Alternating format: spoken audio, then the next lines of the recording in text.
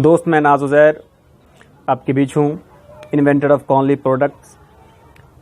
जैसा कि आप जानते हैं कि दुनिया में जो काम हो रहा है, अभी जो थर्मोकोल वगैरह में जो हम लोग खा रहे हैं, आपको जानकर आश्चर्य होगा, थर्मोकोल की जो कटोरी में हम लोग खाते हैं, थर्मोकोल प्लेट्स वगैरह जो हम लोग यूज़ करते हैं, दूसरे कंट्री में ये सब बैन है। तो बैन क्यों है, इस पर आपको सोचने की आवश्यकता है, इस पर आपको सोचने की ज़रूरत है। दूसरे कंट्री में थर्मोकोल वगैरह बैन क्यों है? दूसरे जैसे कि हमारे भारतवर्ष में पहले हम लोग केले के पत्ते पर हम लोग खाया करते थे। मैं भी जब बच्चा था तो मैं देखता था कि अक्सर भोज भात में केला का पत्ता मैंने देखा है। अभी भी रेयर कहीं कहीं देखने को मिलता है। कहते हैं, बचपन में मैंने सुना था कि दुनिया गोल है, आज देखने को मिल रहा है। पुराने लोग जो बात कहते थे कि दुनिया गोल है, घूम फिर कर आपको वहीं पर आना है। मैंने देखा अभी कुछ दिन पहले, मैंने जब स्टडी किया, मैंने जब पढ़ा, तो यूरोप के कंट्री में, जर्मनी हो गया, स्विट्ज़रलैंड हो गया, आयरलैंड वगैरह में मैंने देख पा रहा हूँ कि वहाँ पर धड़ल्ले से पत्तों पर लोग खा रहे हैं, खुशी खुशी खा रहे हैं पत्तों पर। और वहाँ पर थर्मोकोल वगैरह नहीं चलता है, प्लास्टिक्स वगैरह ना के बराबर। जो एसेंशियल चीज़ें हैं, केवल वही चीज़ आपको प्लास्टिक की मिलेगी। लेकिन हमारे भारतवर्ष में, भारत देश में क्या प्रॉब्लम है? भारत ने ही दुनिया को दिया है कि नेचर से जुड़ो। भारत ने ही दुनिया को यह दिया है कि कुदरती चीज़ों में खाओ, पत्ते में खाओ, है ना। लेकिन आज मैं देख पा रहा हूं कि जो चीज़ भारत दुनिया को दिया है, भारत या हम लोग उसी चीज़ से दूरी बना रहे हैं। एक एवरेज रेशियो देखिएगा, हमारे देश में लोग ज़्यादा बीमार पड़ रहे हैं। कैंसर की जो संभावनाएं हैं या कैंसर जैसी घातक बीमारी हमारे देश में बहुत ज़्यादा जोर पकड़ता हुआ जा रहा है। दोस्त, तो आपको समझने की ज़रूरत है, चूँकि आप लोग इंटरनेट वाले युग से ताल्लुक़ रखते हैं, इस युग से आप जुड़े हुए हैं, तो आपको समझना पड़ेगा सही क्या है और गलत क्या है। चूँकि जो भी डेवलप्ड कंट्री है, वहाँ पर लोग नेचर को लेकर इतना ज़्यादा कॉन्शियस है कि बता नहीं सकता। एक बार ज़रूर सर्च करके देखिएगा, जो भी डेवलप्ड कंट्री है। लेकिन हम लोग डेवलपिंग कंट्री हैं, तो डेवलप इंसान ब्रेन से होता है। जो चीज़ दूसरे लोग, दूसरे ममालिक, दूसरे देश वाले अवॉइड कर रहे हैं, उसको हम लोग क्यों ले रहे हैं? तो सोचना पड़ेगा, कोई ना कोई इसके पीछे रीज़न है, कोई ना कोई कारण है। कारण यह है कि हमारे पास विकल्प नहीं है, या हम लोग विकल्प को तलाश नहीं करते हैं। विकल्प है भी तो हम लोग इतना ज़्यादा फैशन को लेकर, इतना ज़्यादा हम लोग आगे निकल चुके हैं कि हम लोग सही गलत या हेल्दी और अनहेल्दी चीज़ों को फोकस नहीं कर पा रहे, समझ नहीं पा रहे हैं। यही आपके लिए एक दिन मुसीबत खड़ा कर देगा। तो समझना पड़ेगा। और कब समझेंगे? समझना होगा आपको। आज भले ही आप ना समझे, 5 साल के बाद समझिएगा, 10 साल के बाद समझिएगा, लेकिन आपको समझना पड़ेगा। लेकिन बस मैं यही कहूँगा कि समय रहते आप समझ जाइए। आज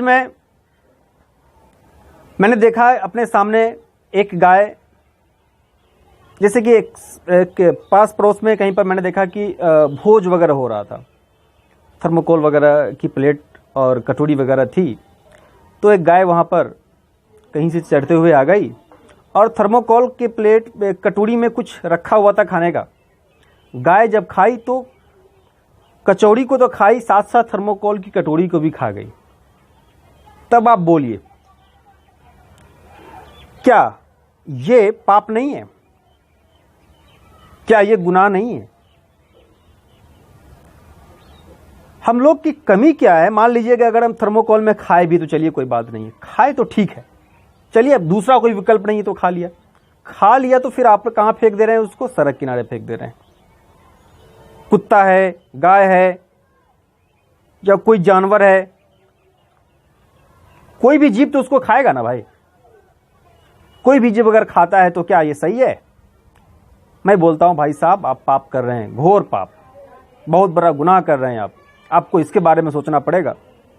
चलिए, दूसरा विकल्प आपके पास नहीं है, थर्मोकोल का अल्टरनेट नहीं है, प्लास्टिक का अल्टरनेट नहीं है, कम से कम सामान को या खाने का जो भी चीज़ है उसको तो कम से कम सही जगह तो आप दे सकते हैं, डस्टबिन में तो कम से कम डाल सकते हैं, उसको सही जगह पकड़ा सकते हैं। लेकिन आप ऐसा नहीं करते हैं। ये तो मालिक का कर्म है। और आज मैंने क्या किया? मैंने ये किया कि जब मैं वहाँ से मैं लौटा तो एक आइडिया मेरे दिमाग में जनरेट हुआ, एक आइडिया डेवलप हुआ। मैंने किया कि मेरी जो कटोरी है कॉर्नली प्रोडक्ट्स की जो कटोरी है उसमें मैंने कचौरी डाल दिया और मैंने गाय को दे दिया।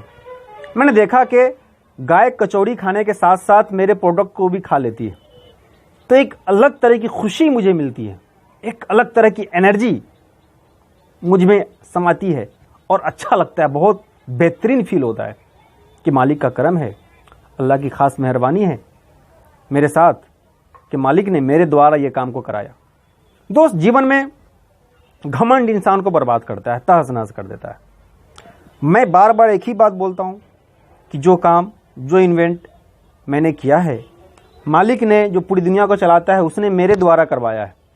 पूरी दुनिया को जो चलाता है वो किसी न किसी आदमी को चुनता है कोई काम करवाने के लिए। उसने इस काम के लिए मुझे चुना। मुझे इंटरनली बड़ी खुशी है कि मालिक ने इतने बड़े काम को करवाने के लिए मुझे चुना। हो सकता था कि दूसरों को भी चुन सकता था। इससे साफ पता चलता है कि ऊपर वाला या अल्लाह हमसे कितना ज़्यादा मोहब्बत करता है। ये जो काम है, मैं बोलता हूं कि मालिक ने मुझे चुना ये काम करने के लिए, तो मेरा क्या काम होना चाहिए? मेरा काम ये होना चाहिए कि आप तक ये मैसेज पहुंचाएं। और ये मैसेज कैसे पहुंचाएं? कि यूट्यूब एक बेहतरीन माध्यम है पहुंचाने का। आप सोचते होंगे कि ये सारी बातें यूट्यूब पर क्यों करते हैं? दोस्त, ये दुनिया है, आप अपनी बात रख सकते हैं और आपको अपनी बात रखनी चाहिए, क्योंकि बात अगर आप नहीं रखेंगे तो लोग आपको नहीं पहचान पाएंगे, लोग आपको समझ ही नहीं पाएंगे। इसलिए अपनी तरफ से पूरी कोशिश करनी चाहिए। 100% अपनी तरफ से आपको देना है। होना न होना वो मालिक पर छोड़ देना है आपको, लेकिन अपना 100% आपको देने का काम करना है। कोशिश करेंगे ना भाई, तभी लोग आपसे जुड़ेंगे। कोशिश करेंगे तभी लोग आपसे जुड़ेंगे। और लोग आपसे जुड़ते हैं, क्यों नहीं जुड़ते हैं? मुझे तो लगता है कि लोग हमसे जुड़ रहे हैं, बहुत लोग हमसे जुड़ रहे हैं। और खुशी की बात यह है, मैं 2-3 दिन पहले की बात है, मुंबई से एक मेरे पास व्हाट्सएप आता है। फुरकान भाई एक हैं, हमारे दोस्त हैं, उन्होंने मैसेज किया हमको। मैंने देखा कि साउथ इंडिया का एक कोई इंजीनियर है, उसने क्या किया है कि हमारा जिस पर पेटेंट है उस पर उन्होंने क्या किया, उससे कप बनाया और कप बनाकर उसने जो है सोशल मीडिया पर डाल दिया।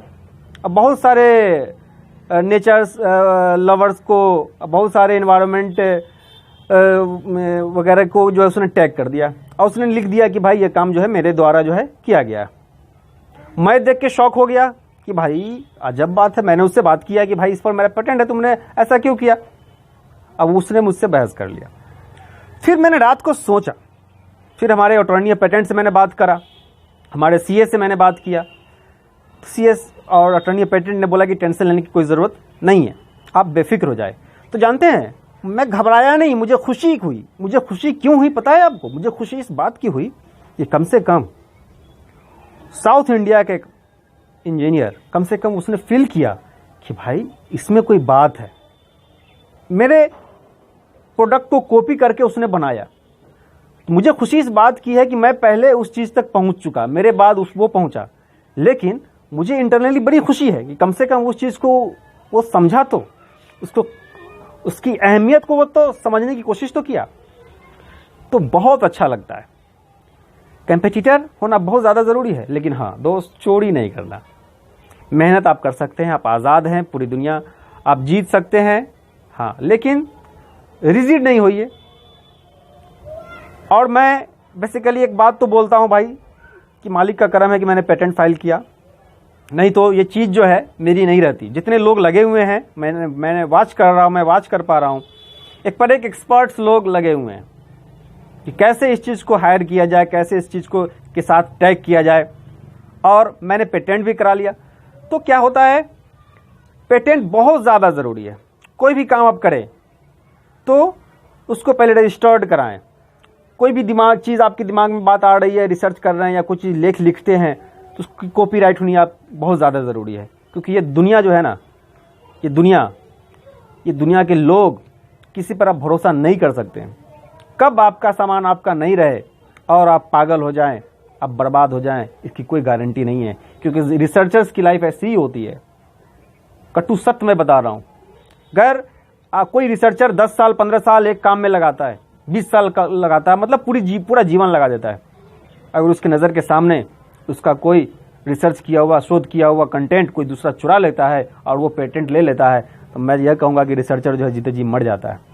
दोस्त, हमेशा दिमाग में ये बात बिठा लीजिए, हमेशा एक्टिव रहिए, होशियार रहिए। मेरे साथ हुआ, लेकिन मैं अलर्ट था, है ना। मैं मालिक का बहुत बड़ा शुक्रगुजार हूँ, उनका शुक्रिया अदा किया कि मेरे पास पेटेंट है, और इसीलिए शायद लगता है कि मैं बच गया। और उस पर अभी चर्चाएं हो रही है। खैर, उसके बारे में जो भी बातें होंगी अगर, तो फिर मैं आपके साथ साझा करूँगा।